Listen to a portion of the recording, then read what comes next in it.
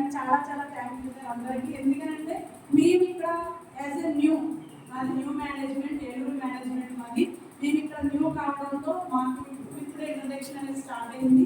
ఇది ఒక మంచి ఆపర్చునిటీ కింద మేము పిక్ చేస్తున్నాం సార్. ఎందుకంటే మీ మెగా పీపీఎం డే రోజు మీరు రావడం మాకు చాలా హ్యాపీగా ఉంది. యాక్చువల్ నిన్న సార్ కూడా ఎమ్మెల్యే సార్ కూడా ఇన్విటేషన్ వెళ్ళింది.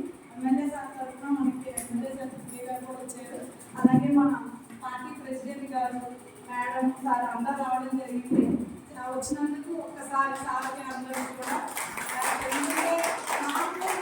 నాకు అంత ప్రౌడ్, అంత స్ట్రెంత్ రాలేదు. కానీ బై నెక్స్ట్ ఇయర్ మీ సపోర్ట్తో మేము 100 కాదు 300 స్టూడెంట్స్ చేయగలన్న సపోర్ట్ మాకు ఉంది. చాలా చాలా థ్యాంక్ యూ సార్. ఇంట్లో వచ్చి అలాగే పేరెంట్స్కి ఏదైనా అలా మాట్లాడితే నేను కూడా మాకు సపోర్ట్గా బాగుంటుంది.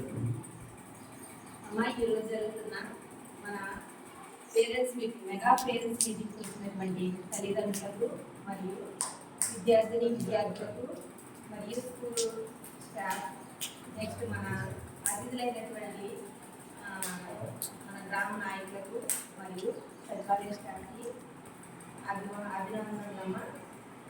ఇంకా నెక్స్ట్ ఏంటంటే మీకు చెప్పవలసింది ఏంటంటే ఇక్కడ అందరూ కూడా బిలో 6 years లోపు వాళ్ళే ఉన్నారు.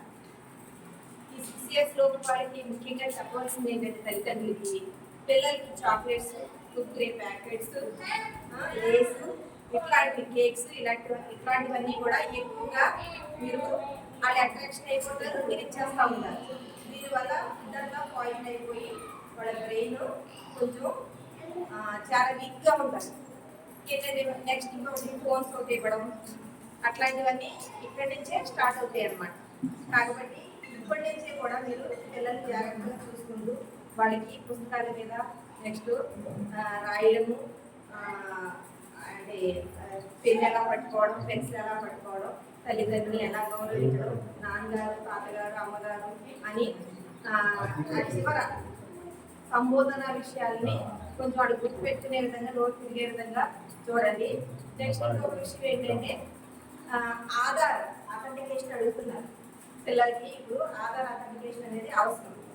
బిలో 6 months నుంచి ఆధార్ అనేది వాళ్ళకి అప్డేట్ అయ్యి ఉండాలి. ఆధార్ అప్డేట్ అవ్వడంతో మీకు రైస్ కార్డు కానీ, తల్లికి వందనం కానీ, నెక్స్ట్ గవర్నమెంట్ సైడ్ నుంచి ఎలాంటి ప్రయోజనాలు కూడా మీకు రావడం జరగదన్నమాట. కాబట్టి 6 months నుంచే మీరు ఆధార్ అథెంటికేషన్ అనేది జరిపించుకోండి, అశ్రద్ధ చేయొద్దు.